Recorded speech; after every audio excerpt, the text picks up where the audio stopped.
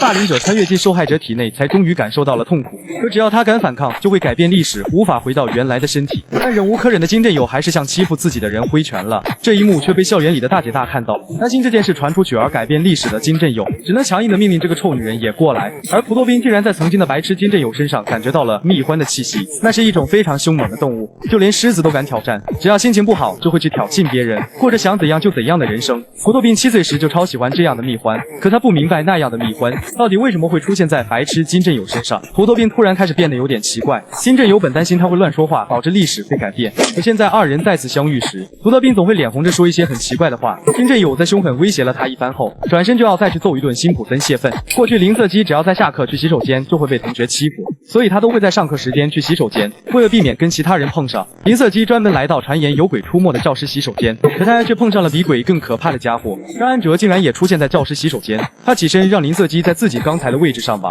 而不敢反抗的林瑟基只能乖乖照做。可张安哲却突然对他用出了断头锁，林瑟基就这样被勒晕过去。等他再醒来的时候，就已经成为了全校学生的笑柄，所有人都在嘲笑他上完大号不冲水还晕倒了。懦弱的林瑟基无法说出事情的真相。听完这一切的金振友震惊自己怎么可能做过这种事，他对着林瑟基解释，这应该只是朋友之间的玩笑，张安哲本人可能都不记得了。闻言，林瑟基不理解张安哲为什么会不记得自己为此过得那么痛苦。他也想像其他同学一样不被欺负，跟大家一样正常的上学。林瑟基虽然很努力，却还是没有办法。不过他让金振友不要放弃希望，继续撑下去吧，只要毕业就好了。可突然出现的张安哲却再次狠狠勒住了金振友的脖子，这种窒息的感觉令他十分痛苦。晕过去的金振友重新变为张安哲，他问金振友这次又想做什么？张安哲挑衅似的说，这个诅咒也没什么嘛。现在辛普森已经站在了他这边，普多兵被吓过后也不敢乱说话了。张安哲只要利用他们两个，要阻止在学校发生的那些事件，简直易如反掌。闻言，金振友忍不住大笑起来，他可没说过悲惨人生事件只发生在学校啊。醒来的金振友恼火，第一个事件竟然不是在学校发生的，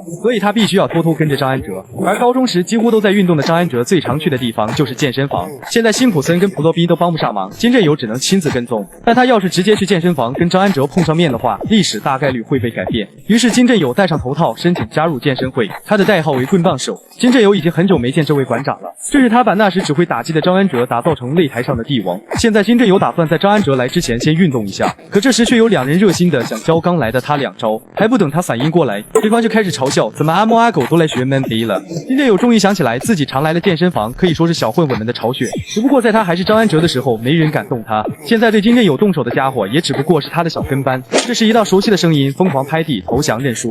金振友惊讶林瑟基怎么会在这里，他立刻轻松挣脱了绞杀自己的男人。看着地上不断求饶的林瑟基，金振友一时间沉默了，他终于知道林瑟基在学校说的努力是什么意思了。金振友沉声命令这个王八蛋把林瑟基放开。真正的金振友没想到张安哲还不错嘛，结果还是彻底牵扯在一起了。在摧毁金振友4大悲剧人生事件当中，跟第一个事件有关联的正是林瑟基。他疑惑张安哲是记得那个事件才出手帮助林瑟基吗？放开手的蓝衣男人问金振友想怎样，林瑟基很感动有英雄军来帮自己。实际上金振友现在很后悔做出这个丢人的举动。林瑟基还想问英雄军尊姓大名，蓝衣男人就已经率先出手了，他的拳头迅速朝金振友靠近，但这样的动作对现在的金振友来说实在是太大了。蓝衣男人惊讶这是怎么回事，自己的拳头竟然被闪避了。这时抵达健身房的张安哲奇怪怎么这么吵啊，闹剧就此停止了。金振友这才知道林瑟基已经来健身房1个月了，他是为了向张安哲报仇才来的。金振友奇怪过去的自己怎么完全没印象，对此林瑟基倒是知道原因，原来不同于选手班和上班族班，减重班全都是长得跟林瑟基一样的人。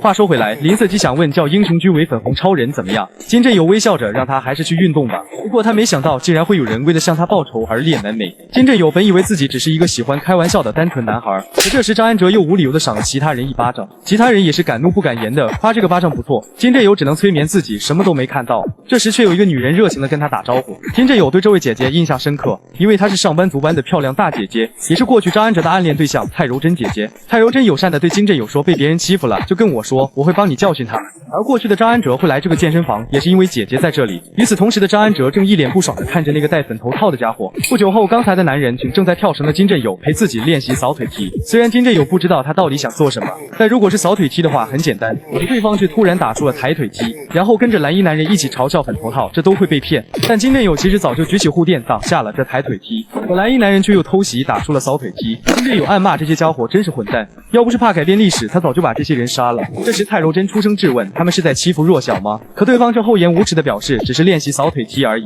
金振友虽然被打得很惨，但心情还蛮不错的。突然不远处传来一声巨响，张安哲怒火中烧，死死瞪着粉头套的家伙。金振友看着他吃醋的样子，顿时坏笑起来。不过蔡柔真本人似乎对每个人都很亲切，连原本是不婚主义的林瑟基都为之动摇了。两个怒火中烧的张安哲立刻死死瞪着林瑟基。这时蔡柔真请棍棒手一起帮林瑟基训练，金振友能感觉到他对自己的好感正在上升。一旁的张安哲沉默地注视着这一幕。在蔡柔真去洗澡后，他叫来了小弟，然后狠狠给了小弟一拳。张安哲命令他把这一拳传下去。小弟立刻会意，走到棍棒手身前，他让棍棒手看一下天花板上的东西，然后也偷袭狠狠打中了金振友。接下来小弟让他把这一拳传给那头猪就可以了。要不是怕会改变历史，金振友真想打死这混蛋。擂台上的张安哲冷冷道：“你有什么不满就上来说。”他奇怪棍棒手是哪个学校的，竟然这么嚣张。闻言，金振友突然反应过来一件事，张安哲现在根本不认识戴头套的他。下一秒，金振友便站上了擂台，他让张安哲戴上头部护具吧，如果不想死得不明不白的话。馆长怒视：“你们现在在干什么？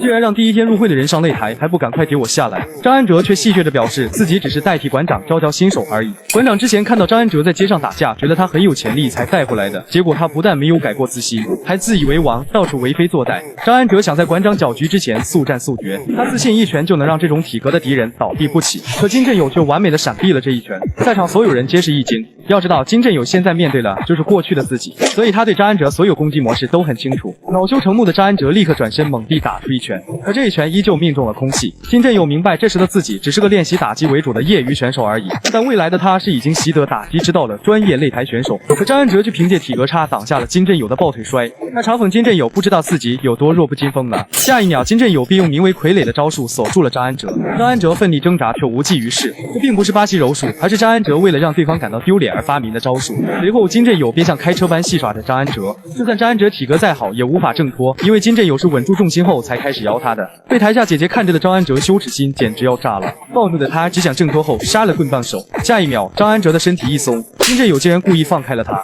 还让张安哲不要废话，赶快上吧。恼羞成怒的张安哲全力朝金振友冲去，台下的小弟们兴奋他的抱腿摔成功了，他们认为进入骑乘式后，就算棍棒手再厉害也没用。馆长看出现在的局势很不利，而他口中的不利却是指张安哲。馆长看出棍棒手的腿再把张安哲的腰往自己这边夹，要是张安哲使不上力的话，就会被降服技困；要是挥拳的话，又会因为重心不稳而倒下；要是碰到地面的话，就会使出别的招数。张安哲终于反应过来，棍棒手就是想要让他丢脸，才故意中了抱腿摔，这就像是专门为他设下的蛛网地狱。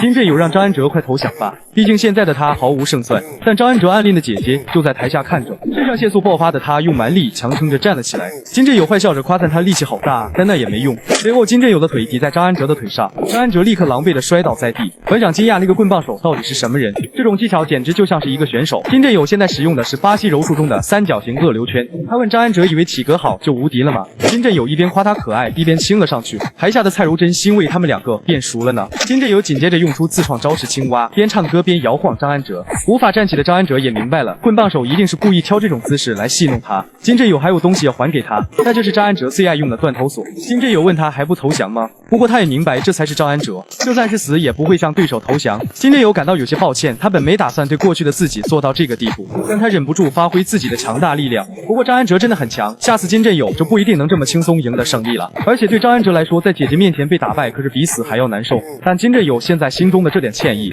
在转天就彻底烟消云散，因为在学校里的张安哲又对他动手泄愤。辛普森在一旁打哈哈表示，这样下去金振友会死的吧。可迎接他的却是张安哲含怒一拳。小弟的辛普森夸赞这心口重击真是超痛的，其他同学都在让张安哲冷静一点。真正的金振友明白，体内的张安哲犯下大错了。虽然因为戴着头套没有改变历史，但现在的张安哲变得比以前更加凶残，还有再次找上了林瑟基。第一个悲剧人生事件要开始了。